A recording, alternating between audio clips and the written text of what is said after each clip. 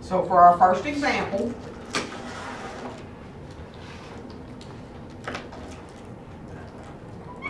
we have y is equal to e raised to the 5x power. That means that y prime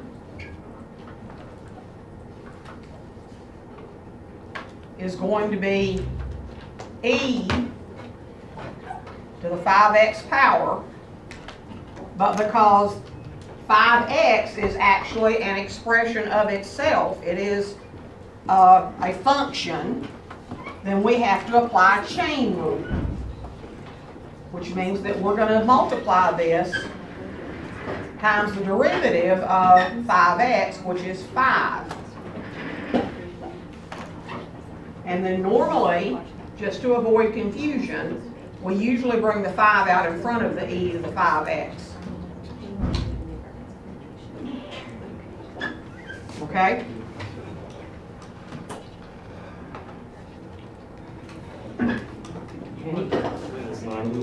Oh, sorry. I was trying to make it big enough you could see it well.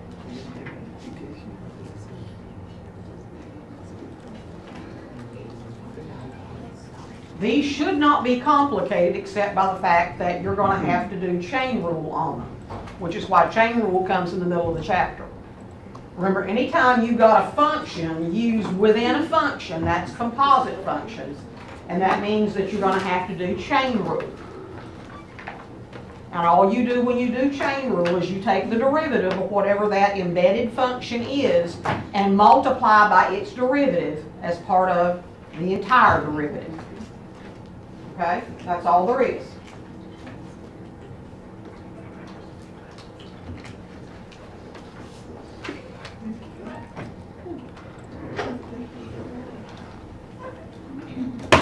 So here we've got s is equal to 3 to the t power. That means the derivative of s, which can be written as ds dt, or as s prime, is going to be written as the natural log of the number 3, and that's just a constant. ln3 is not any kind of a variable, that's just the natural log of 3. You can actually turn that into a number to evaluate it. So ln3 times 3 raised to the t power, and this time if we take the derivative of the t power, even if we try to use the chain rule and we don't need to, the derivative of t is 1 and it doesn't change anything. Okay? So that's all we have to do for this one. This one is actually finished in the first step. And you really can't simplify that because the natural logarithm of 3 is not a terminating decimal. The best you could do would be to get an approximation of it. I'm already confused. I'm sorry. Where did they add that in 3? Where did the... Natural log. Why do we keep the natural log? Because that's what the rule says to do. Okay? If you have any number raised to a power and the exponent, the power has the variable in it, then part of taking the derivative is to take the natural logarithm of the base of that exponential function. Okay? Can you explain the rest of the rules really fast? I'm sorry. Like it's better if we look at them as we go along. Okay, that'll be fun. It's just whenever you write it up there, it looks like Chinese, and I don't understand what's going on. So the reason I wrote them up there is just because I'm actually going to refer to those as we go through these. okay. So the one that we're on right now uses this rule right here. This is a number, and in this case, our number is 3, and 3 has been raised to a power.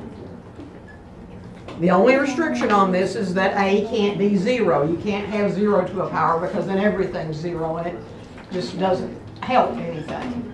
Okay? So as long as we've got a raised to a power, the way you take the derivative is you take the natural logarithm of a, whatever a is, in this case it was 3, and then you just keep what you started with, Okay, okay? that makes sense. That's all we did. That's better. What if you have one like 3 to the 2t power? How would that one be?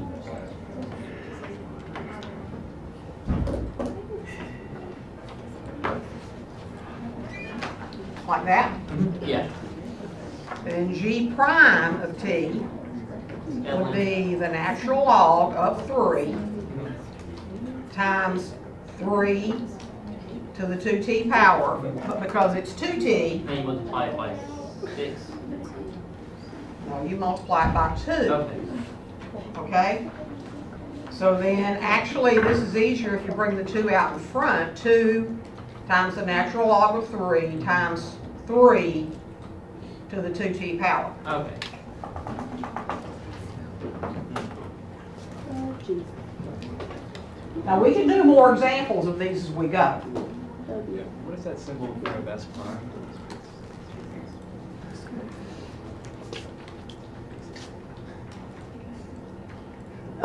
Derivative of s with respect to t, that's just a different way to write it.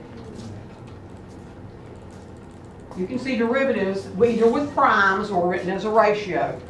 Derivative of the independent with respect to the dependent.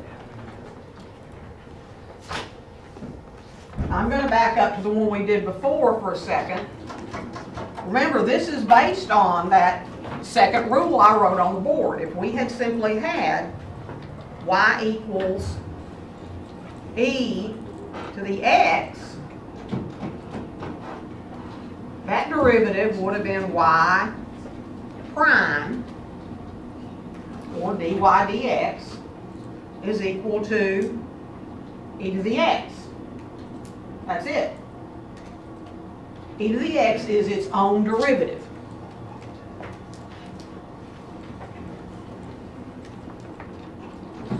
If instead we had had f of t equals e to the 7t squared, that's really the same thing. F prime of t is going to be e to the 7t squared, because the natural logarithm of e here would actually be 1. We don't need to write ln e. That's just extra work. And then because we have an expression for the exponent, then we need to take the derivative of that expression, which is 7 times 2 is 14t. And in order to make it easier to understand, we usually bring that out front and call that 14t e to the 7t squared.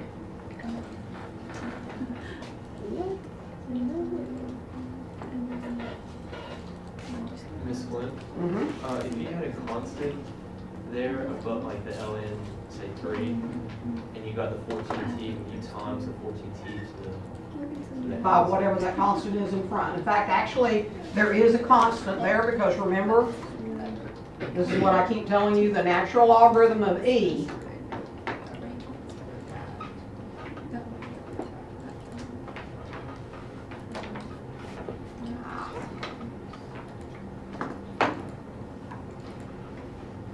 we have to put in e to the first power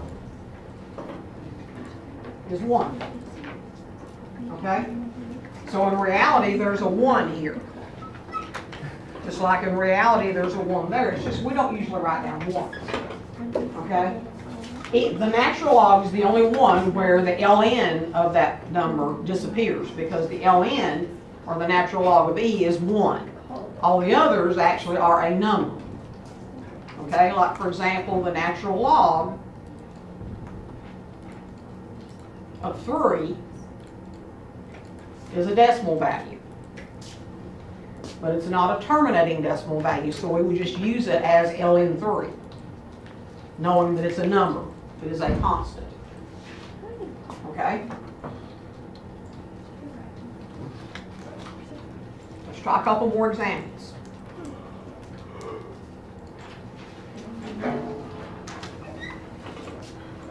This is one like you're talking about, Josh.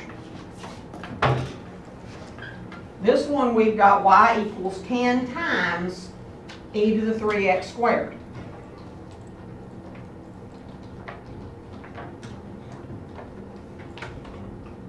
So we can take that and to find y prime, we can take 10 times the derivative of just this expression e to the 3x squared. Because remember, your coefficient out front is just a hitchhiker. All it does is follow along in the later steps. So here, y prime, the derivative, is going to have 10 as one of its factors.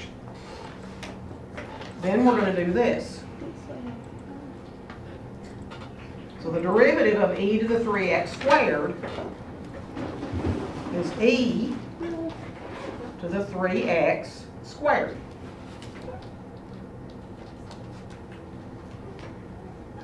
And that's just being multiplied. And then because 3x squared has its own derivative, and its derivative is 2 times 3 is 6x, then y prime is going to be multiplied out.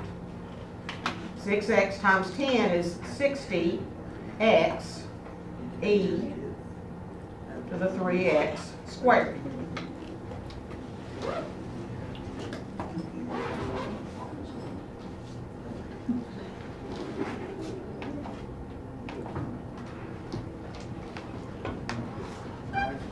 Okay?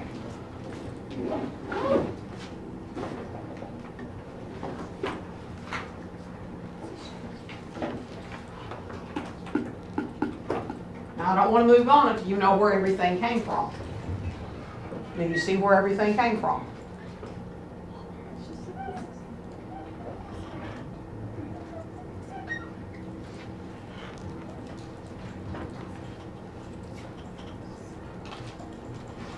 Everybody good?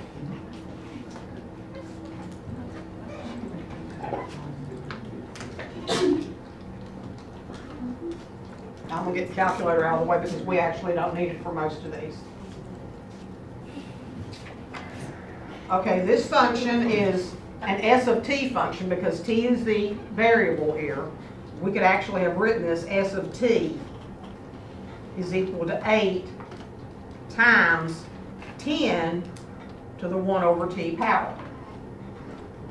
Okay? This is just a constant. It's a coefficient. So when we take the derivative, it's going to just ride along with us. We just carry it along. This is your a. So we're going to need to take the natural log of a. This is your power. And the exponent is actually, since it's 1 over t, we're going to write it as t to the negative 1 power. Because that'll make it easier to do what we've got to do.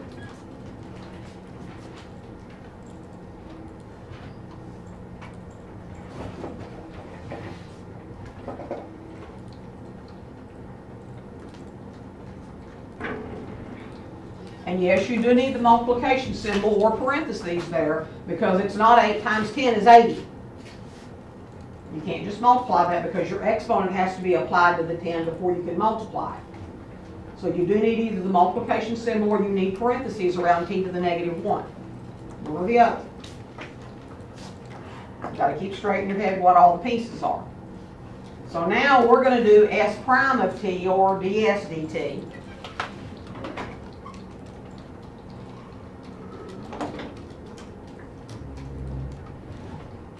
You need to be kind of aware that you can do it either way.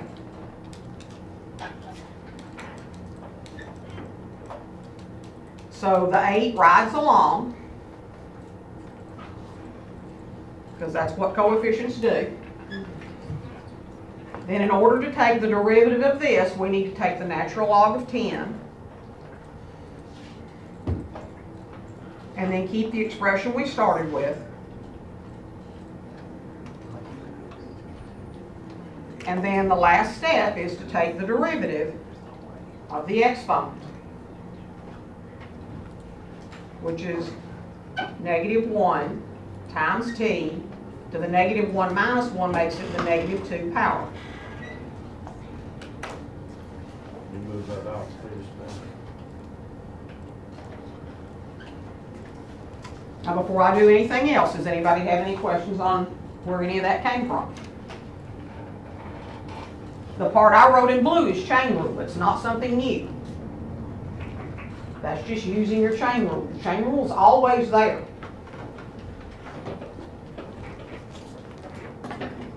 So what you do like to this function, like what are the steps that you take first, like in like layman's terms, I guess. So the first thing you do is take the derivative of the natural log of 10, I guess, Mhm. and then you keep the constant. Keep the constant. Yeah, and then after that you just find the derivative of the exponent for chain rule, and that's Right. You keep, not only do you keep the constant though, Melanie, you also keep the original expression.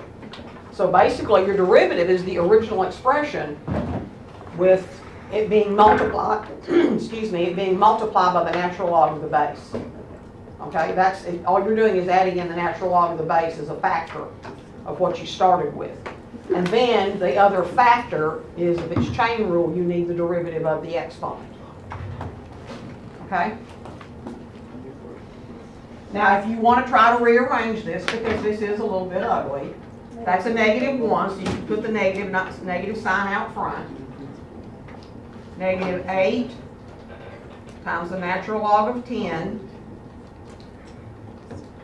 t to the -2 power times what you had to start with.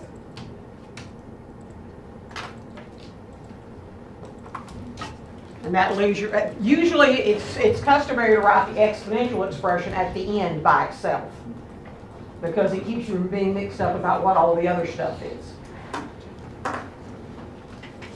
how do you get -8?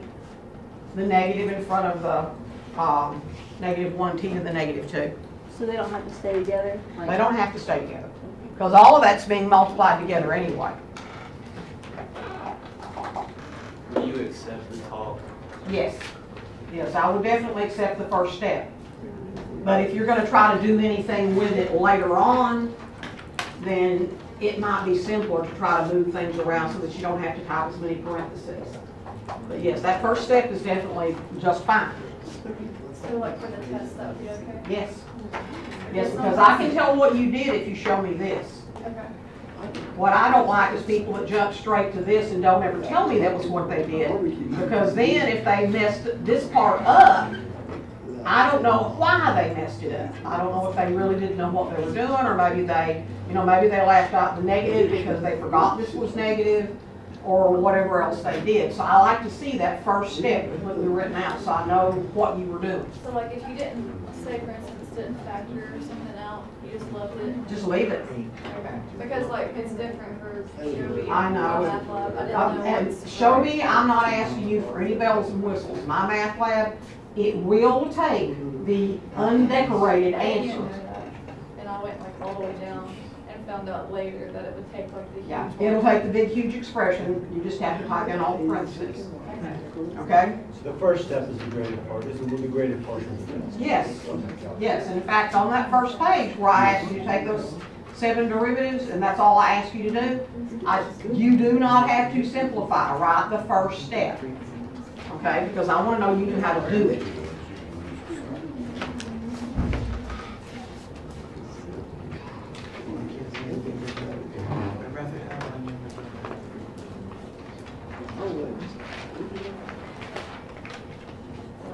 Okay, y is equal to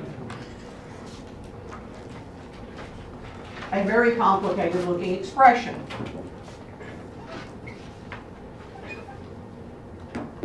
That is 2 factors.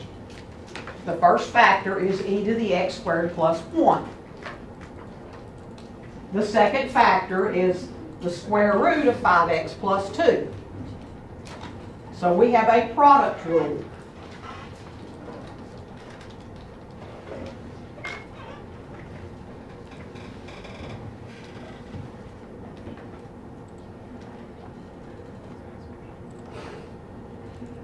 call those U and V? You can. I don't, I just refer to them as factor 1 and 2 because I have colored pencils. And for me, that makes it easier to figure out what's what. So that tells me that y actually equals, here's my first factor.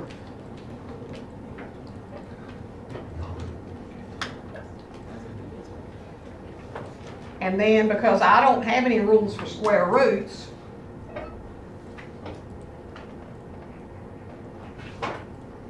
I change that to a 1/2 power. And then if you remember the process, I need the derivative of both of these, and this is chain rule. So 1/2 comes down front.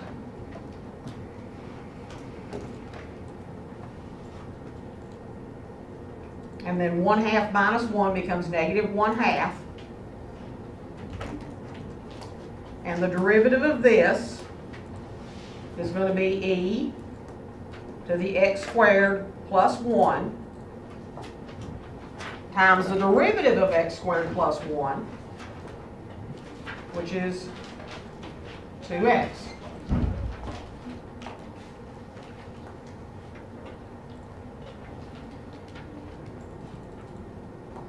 So now when I'm ready to write y prime, I take the first factor, e to the x squared plus 1. Hey, hold on, I'm sorry. How did you get the 2x? Like, why did you do that right there? Is that chain rule? Mm-hmm. Okay.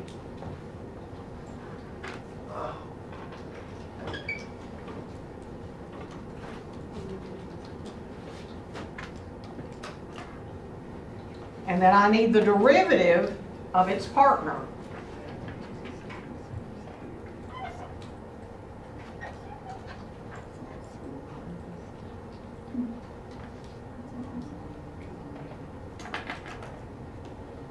Then I'm going to add to that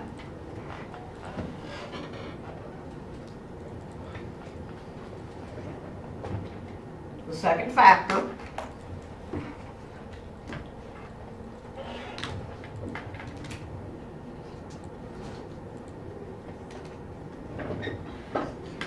And I'm going to take then the derivative of the first factor, which was e to the x squared plus 1. Times 2x. Do you not times by 5? Yes, I do. Sorry, thank you.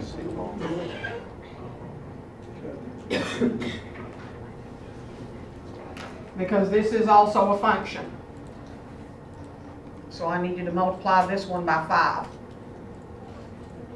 Which means here I'm going to need, actually it'd be easier to call this 5/2. Get this 5 together with this 1/2.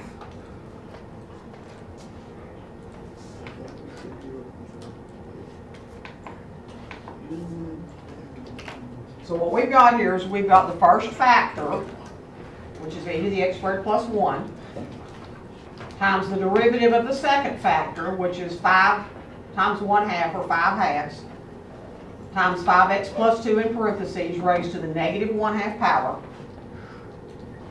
plus the first factor, which was the square root of 5x plus 2, which we changed into a power, and there's no need to change it back unless you just want to. So we've got 5x to the 1/2 power times the derivative of the e to the x squared plus 1, which is e to the x squared plus 1 times 2x. And you don't have to go any further. You can stop right there. Why did you multiply it by the e to the x squared plus 1? Why didn't you just do the 2x? Because in the product. Because that's part. This is part of its derivative. The derivative of e to the x is e to the x. Okay? So the second part is the derivative of its power, but this is the derivative of e to the power. You just bring it over.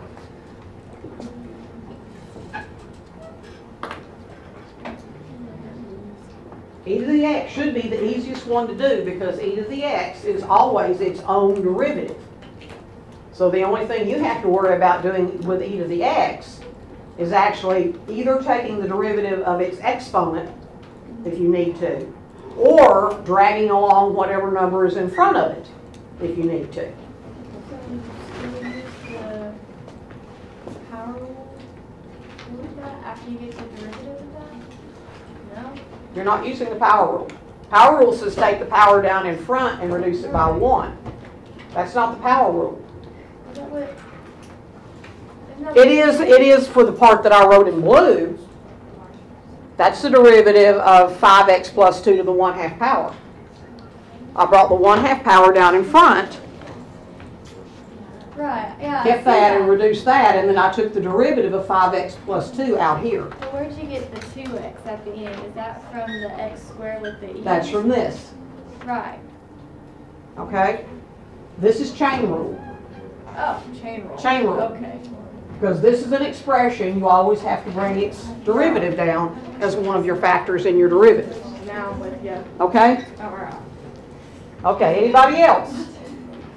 This is hard to follow, so if you don't follow, It's like throwing all these into one. it is. Right now, you're throwing the whole thing all into one.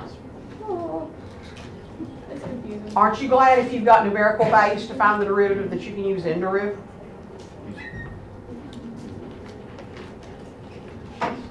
Okay, that one was pretty complicated. It's just confusing because there's like 1,000 little parts to it that go into everything. That's Yes. the hardest part.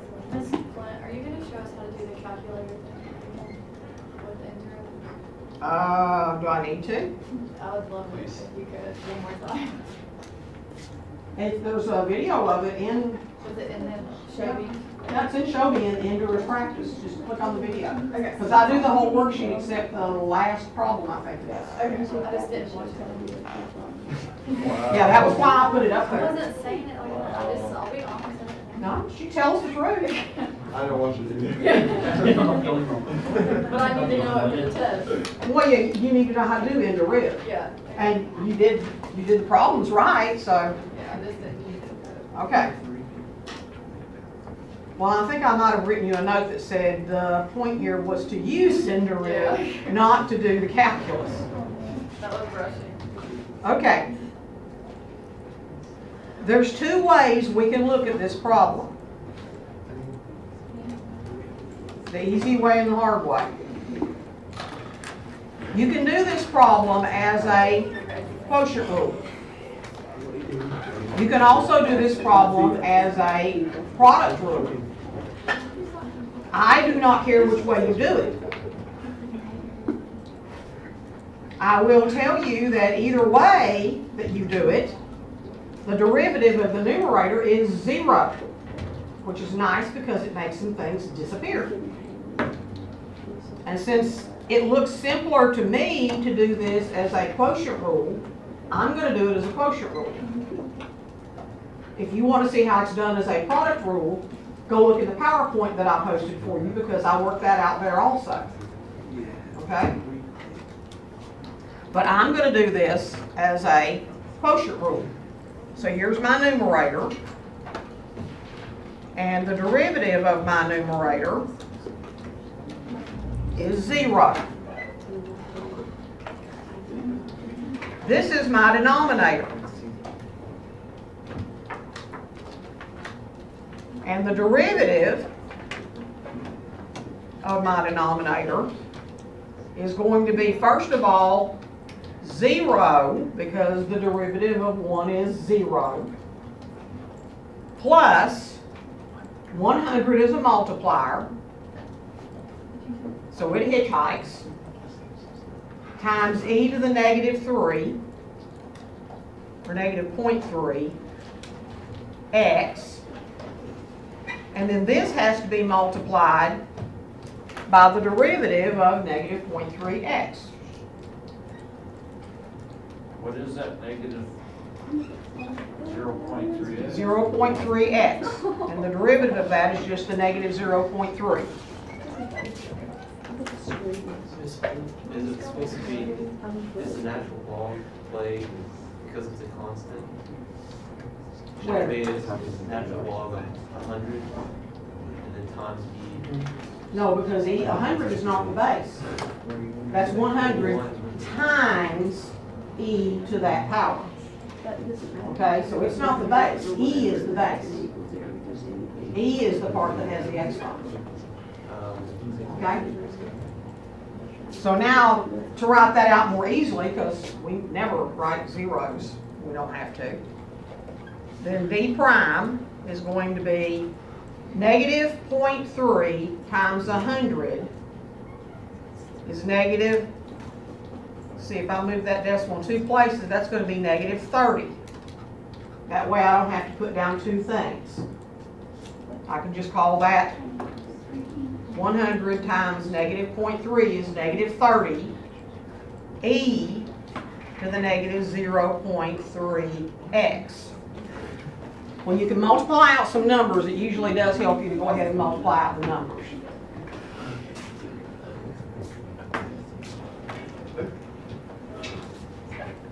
So now we need the derivative. And remember, that is, we always lead off with the denominator.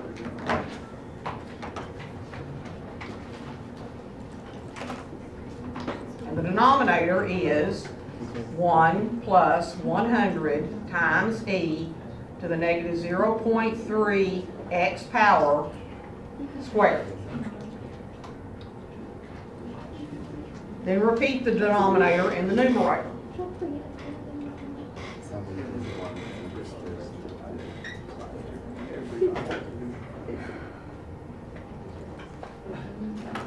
And then I need to multiply that by the derivative of the numerator, which is 0. And then subtract. The numerator is 100,000. Times the derivative of the denominator,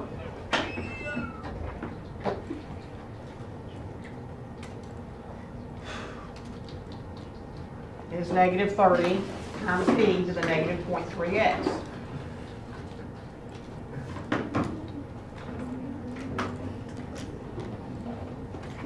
And then because this is all times 0, I can skip that.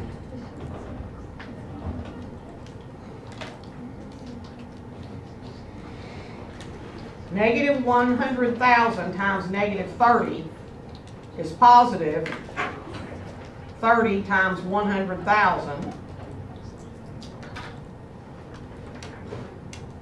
which is 3 million. E to the negative 0.3x over 1 plus 100 e to the negative 0.3x in parentheses squared. And no, you cannot just multiply out the exponent. You need to leave it just like it is, because that square goes to the expression, not just to that last exponent. Okay?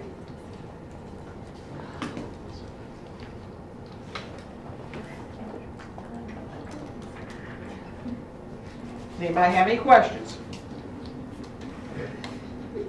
For the test, do we need to simplify? I would suggest if you can simplify numbers that you do it just to make it easier if you're typing it into something. But no, you wouldn't have to. So we can do just the, You can do just the first step.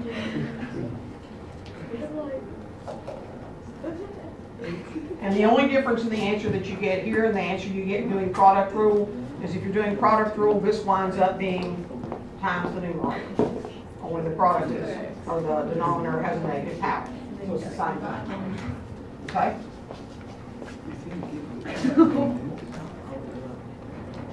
Can you handle that one? Hardly.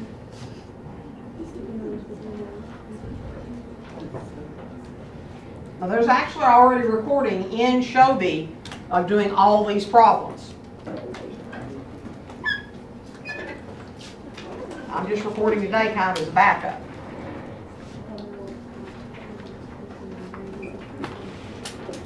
So this is the quotient rule, that's what we got. And the power rule, doing it as a product is, I pull that slide out, I didn't bring it with me. but it is in the PowerPoint that I couldn't show you for you. Now this one is one that is a useful function, and it's a very ugly function, and I know it's ugly looking, but I want to do an example with it so that you'll understand how these work, because logistic functions are very useful functions. You don't need to worry about writing all of this down. I probably already put it in your notes. What I want to do is we want to take this function and use an applications problem and see how all of the information in the application ties into it. So I'm going to try to get this where I can show you both of these at the same time.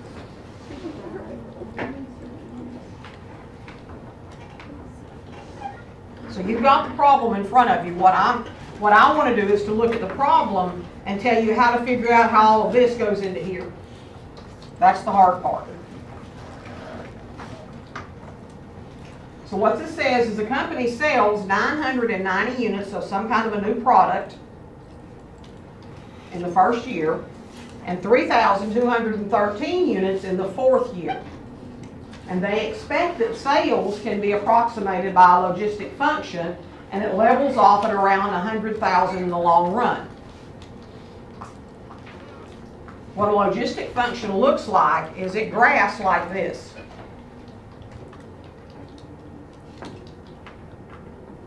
Because what happens at the beginning is you start the company, which means you have no sales.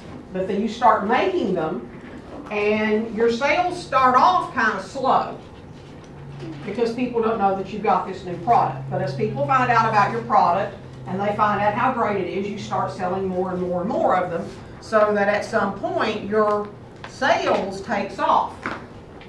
And it increases at a very, very rapid rate. But then at some point, your sales start to level off, because just like what they do with the iPhone, this is the explanation of why that there's always a new iPhone every year. The new iPhone comes out, people rush out, they buy it, sales go through the roof. But then it comes toward the end of the year, and people know, oh, they're going to come out with a new one pretty soon. So they start buying the current model, and the sales level off. Now what happens over time is eventually, for example, I've still got my poor little iPhone 6. My iPhone 6 now, you can't find it anymore, so its sales actually, after they leveled off, they went, okay? But a lot of products, they just level off because they don't need the new and improved version, because it's something people buy all the time, okay? But this is a logistic growth model, and it is a very realistic model for people that produce things in the business world, whether that be goods or services. The way this problem works is G sub 0 is going to be 990, because that's their sales in the first year, okay, in year 0.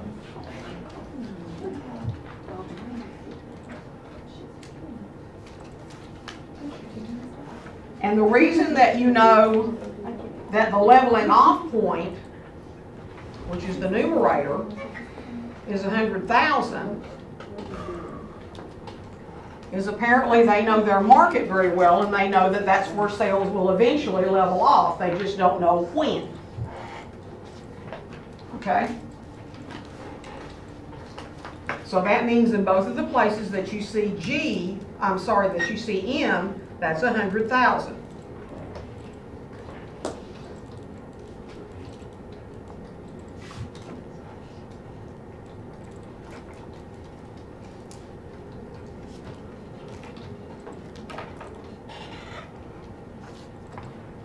Oops, forgot to put in 100,000 in one place.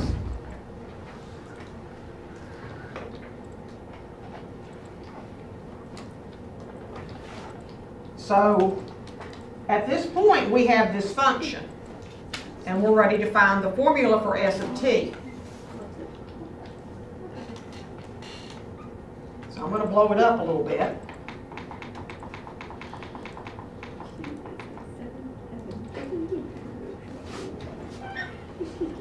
Now, in order to find find S of t, what you need to take into account is that I don't know what k is.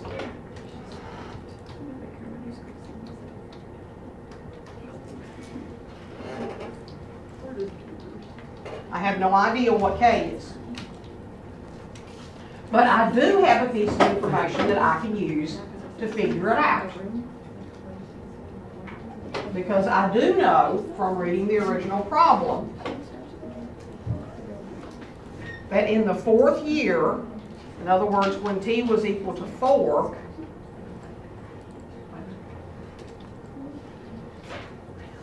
that the sales in year 4, or G of 4, was 3,213.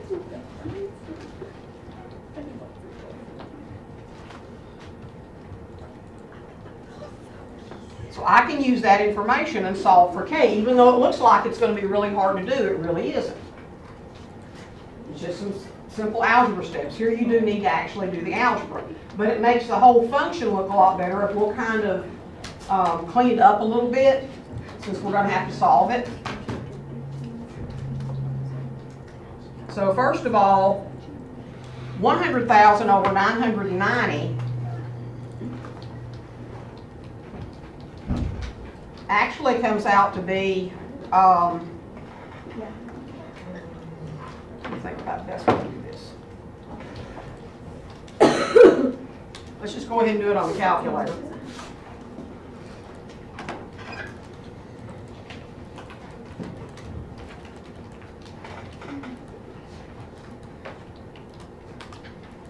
Comes out to be that, and then we subtract 1, because here in the problem it says 100,000 over 990 minus 1. So we're going to subtract 1. And that gives us 100.01010101 forever. And we don't really need to round that off forever. So we're going to call that 100.01 for this whole set of parentheses times E, and 4 times 100,000 makes negative 400,000 K, because remember we're trying to find K. And then we have 1 added to that for the denominator.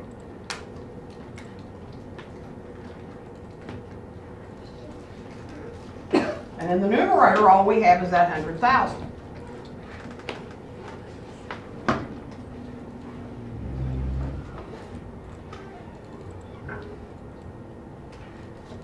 And then on the other side, we have 3,213. And I want you to imagine that that's over a 1.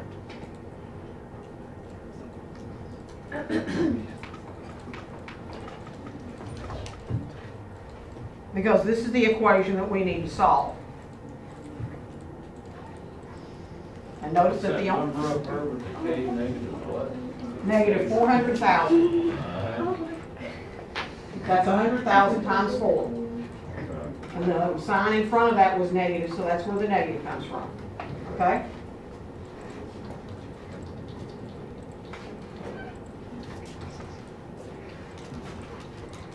Now I'm going to slide this down for a minute. I'll put it back, but I want to ask you, this has been a long time ago for some of you.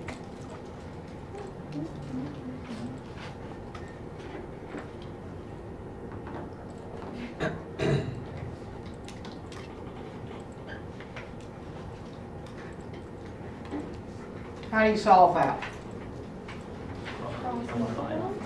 Cross multiply. 3 times 25 is 75. 5 times x is 5x. Divide both sides by 5. And you find out what x is. And I'm not doing that because that's not really the point. Although I think it's, what, 15? 50. Okay. But you remember how to do that.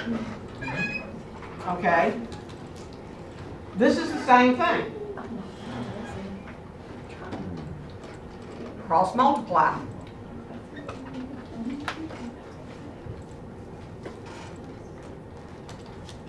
That's how we solve this. We cross multiply.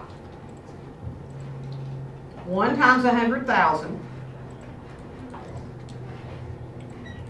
is 100,000.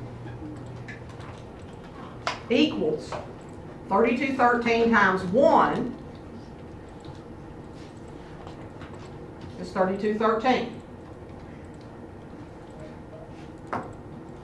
And 3213 times 100.01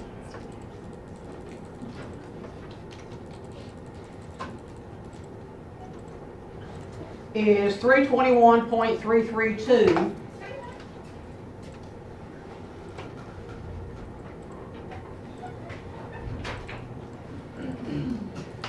And that's a comma, not a decimal. And I guess we could keep the 0.45, although I don't know that it's going to make much difference. Times e to the negative 400k power, or 400,000k power.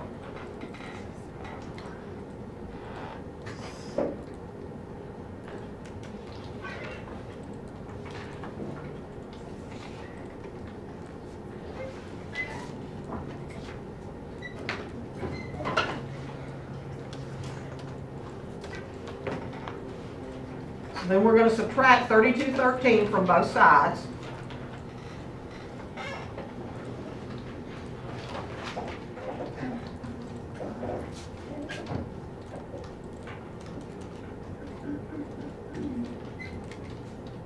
Which gives us 96,787.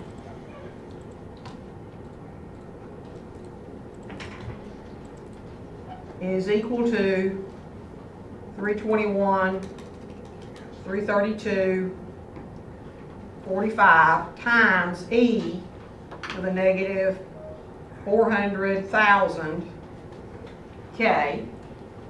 So then we're going to divide both sides by this number.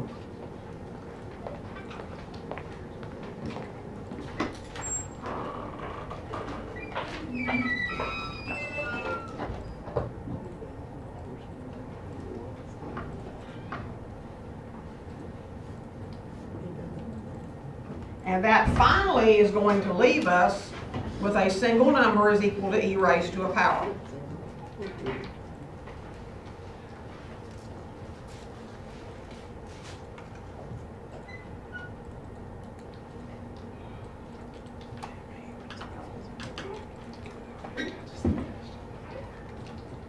So it's going to be 0.301205.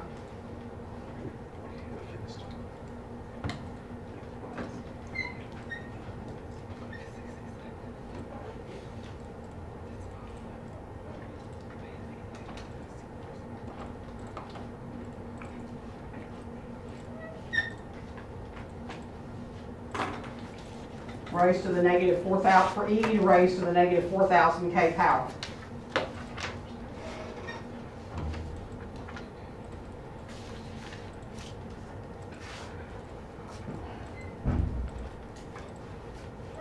Then I'm going to take the natural logarithm of both sides.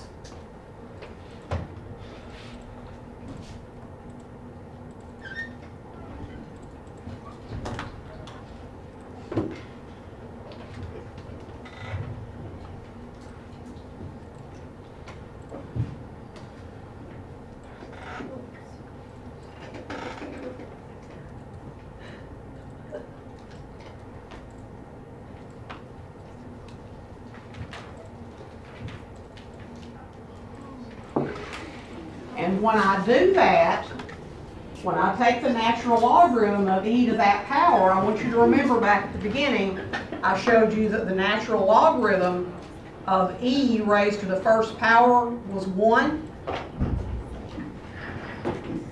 That's because the power there is 1. ln and e cancel each other out because they're inverse operations. So all that leaves you with is the power. So when I take this ln e, all I have left here is the power.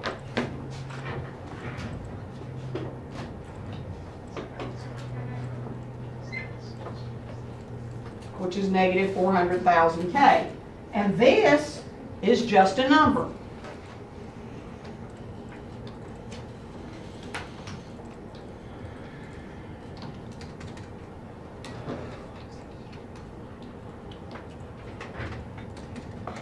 that number's still going, I just can only see that many decimals of it. But now, since I want to know K, I just divide both sides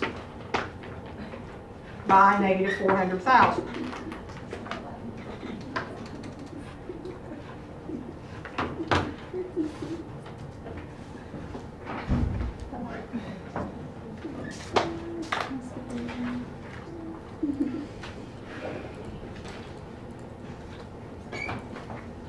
And I'm just going to use the answer button rather than typing in all those decimals.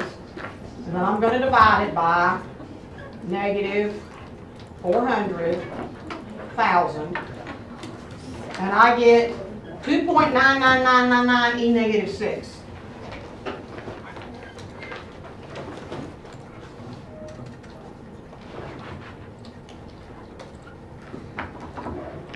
Okay? That e negative 6 tells me that I need to move this decimal 6 places that way.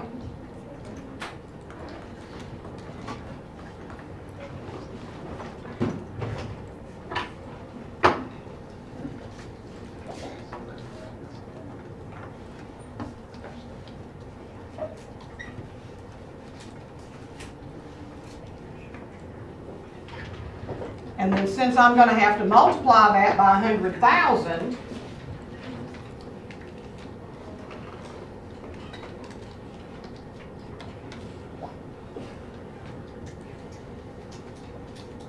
then K actually turns out to be 0.3.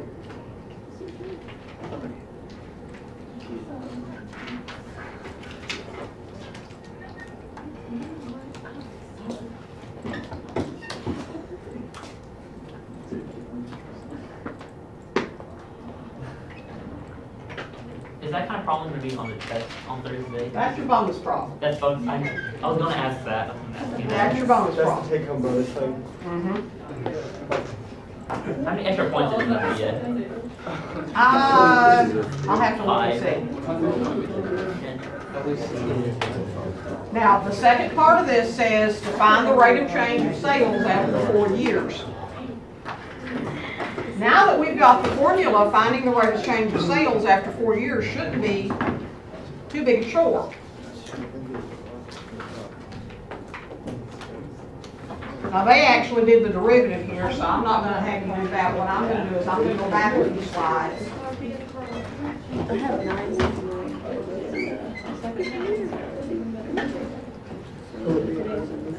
Any chance this test can be open notes? Nope.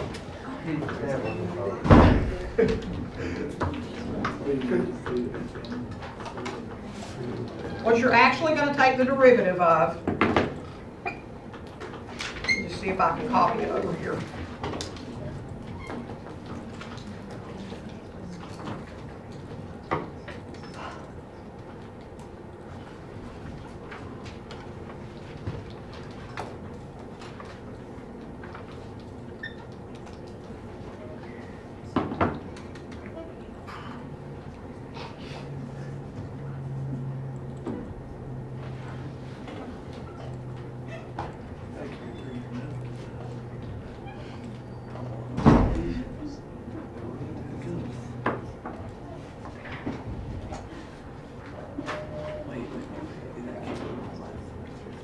Is that?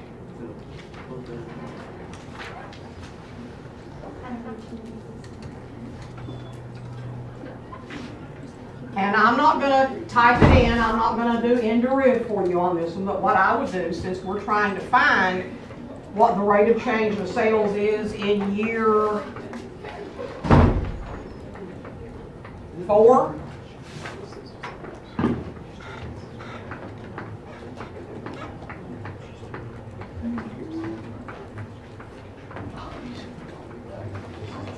is G prime of 4.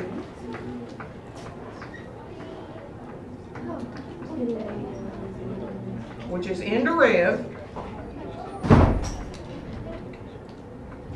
100,000 divided by parentheses 1 plus,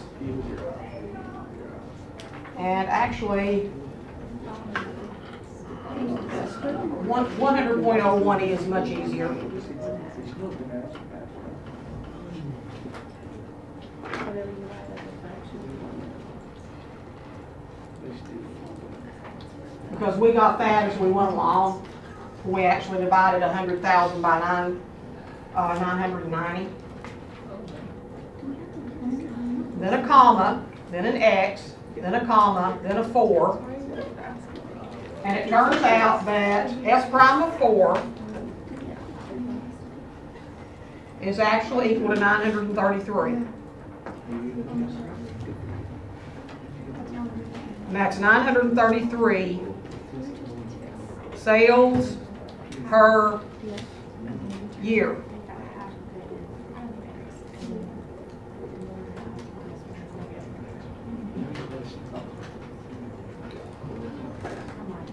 Yeah.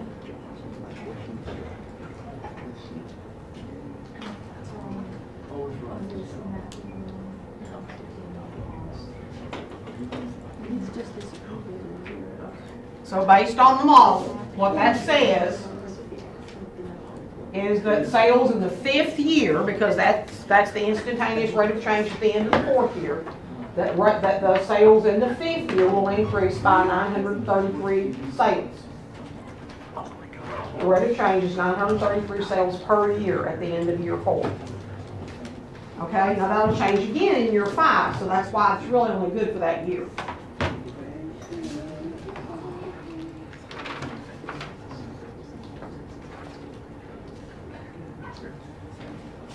And there's now 2 recordings of that problem that will be posted for you. Did you get it? Can you go back? That far? Yeah. Okay. This one, Mhm. I keep getting an error message on You said so. I think because the variables, the t's, so I put No, it should be X.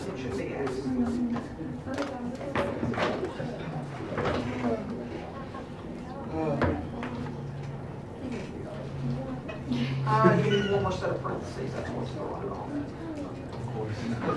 It took me a minute to see that too. And I got 933 doing it the long way. That's actually an approximation, but that would work too. Okay? Because I actually took the derivative and plugged it in. I didn't want you to have to do that. Okay? What did you actually get? Was it 9? it was 995.935. So 996.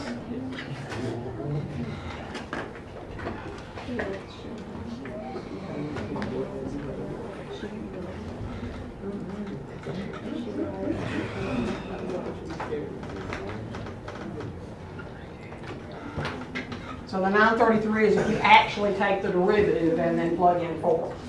Because there's some round off error in there.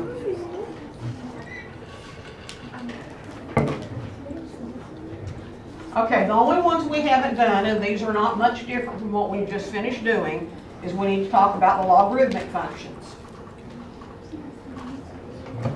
So now we're talking about these.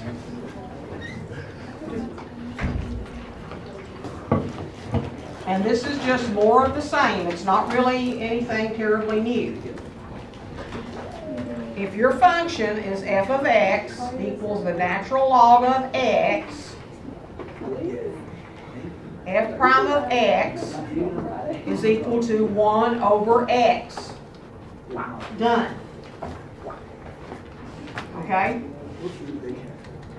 That tells you that the natural log of 6x, when you take its derivative, is going to be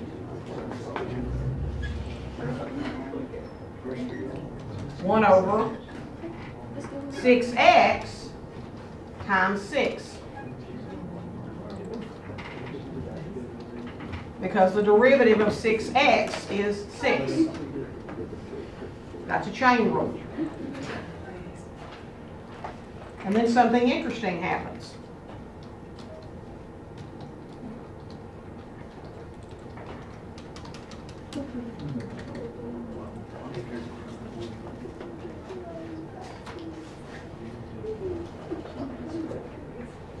The constant in front of the 6, since you actually take the derivative of that constant, and the derivative of that coefficient or that constant is the same, the derivative of any number times x, as long as it's just a number, the derivative of any number times x, and take the natural log of it, its derivative is going to be 1 over x, regardless of what that number is.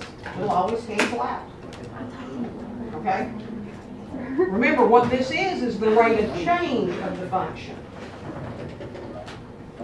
The rate of change of 1x, the slope is 1. The rate of change of 6x, the slope is 6. Okay? But these are different functions.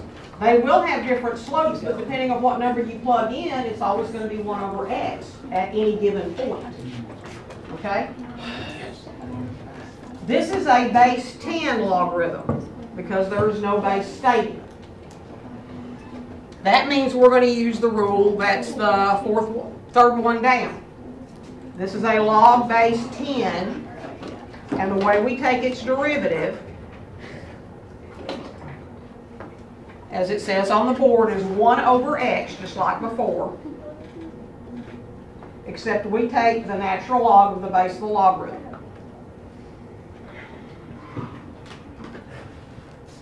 So it's ln 10. And that's it. We're done.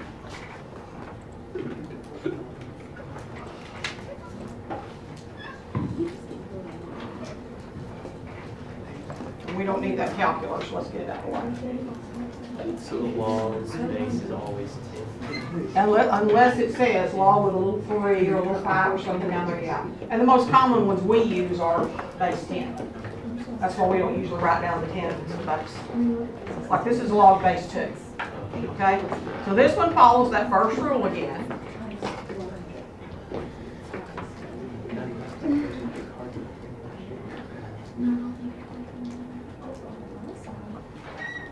F of x equals the natural log of some expression x is 1 over x. Can you zoom out so we can see it, please? Can I? Or move it over a little bit? Yeah, sorry. Thank you. So what we're going to do here, this fits that rule, to find f prime. We're going to put 1 over that expression.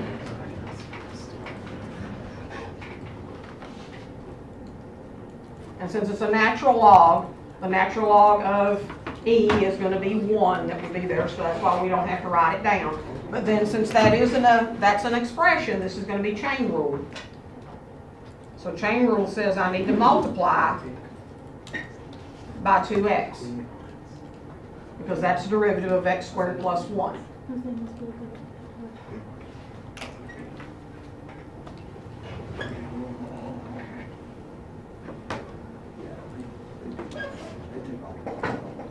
So if you're doing the derivative of the natural log, what you do is you take whatever you're taking the natural log of, put it down in the denominator, take its derivative, and put it in the numerator. 2 steps and you're done.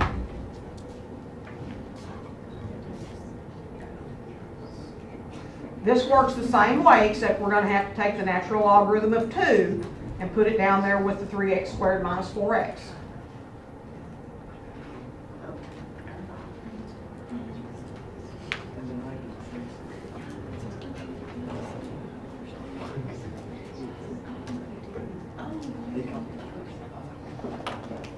And then the derivative of 3x squared minus 4x that we're going to multiply by is going to be 6x minus 4.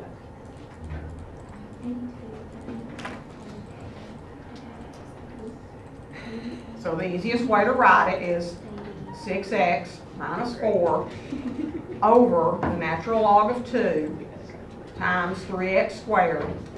I'm sorry, minus, not plus, minus 4x.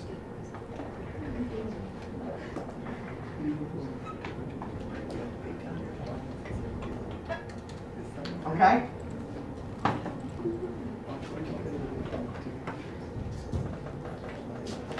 These are only complicated if you make them complicated.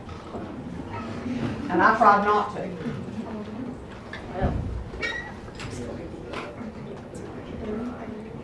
Okay, questions?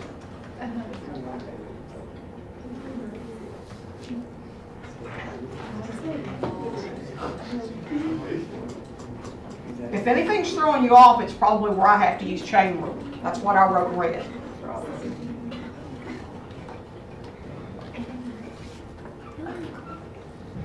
Okay, let's try these.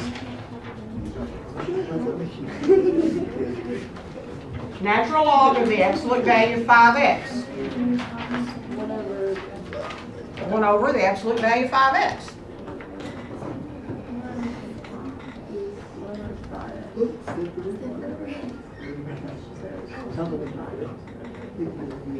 But then the derivative of the absolute value of 5x is 5. And since the 5's cancel,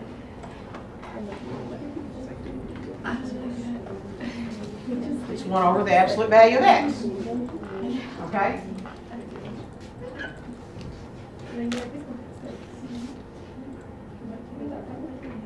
So then just 1 over x, or we gotta put the absolute value? Because it started out with absolute value, you want to carry the absolute value with you. Usually that's used when the answer only makes sense if it is positive, even if x happened to be negative. So that's why they would use that. If the rules don't change just because you got absolute value, you just bring it with you. Okay, this is a product rule. The derivative of 3x is 3. The derivative of the natural log of x squared is 1 over x squared times 2, which is 2 over x squared. So that means then that the derivative, f prime of x,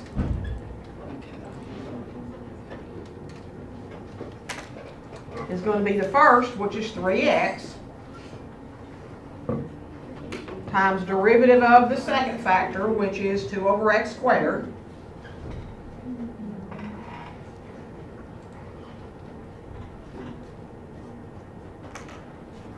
plus ln x squared times the derivative of 3x, which is 3.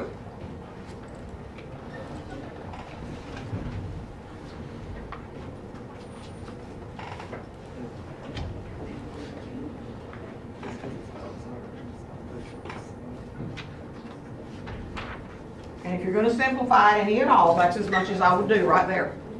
There's no need to do any more than that.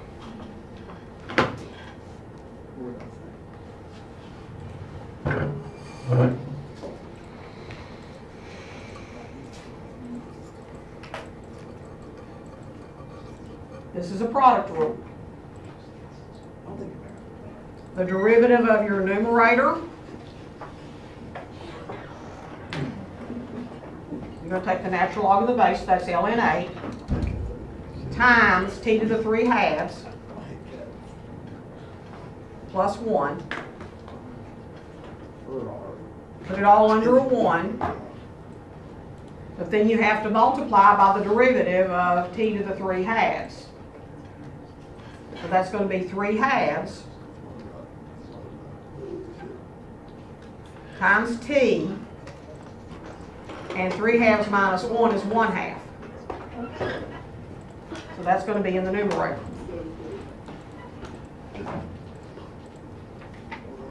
So there's the derivative of your numerator. The derivative of your denominator, thank God, is just 1. After all that other, you really don't want to have to deal with too much more.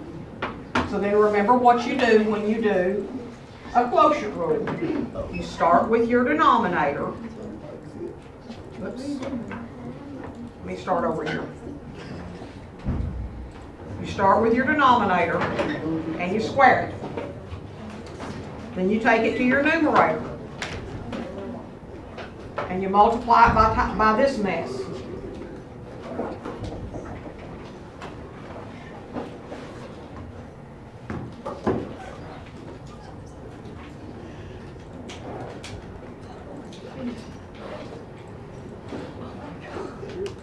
And then you subtract the numerator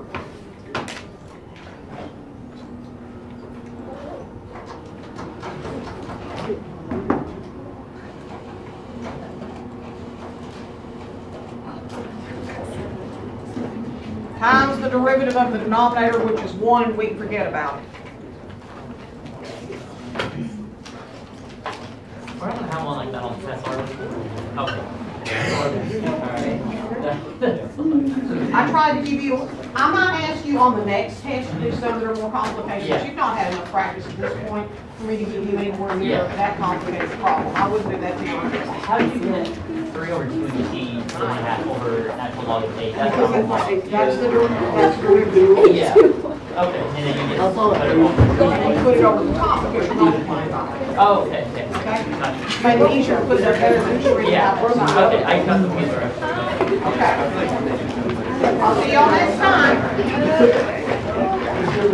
Don't miss spring break. That's what we just did. That is 12.5.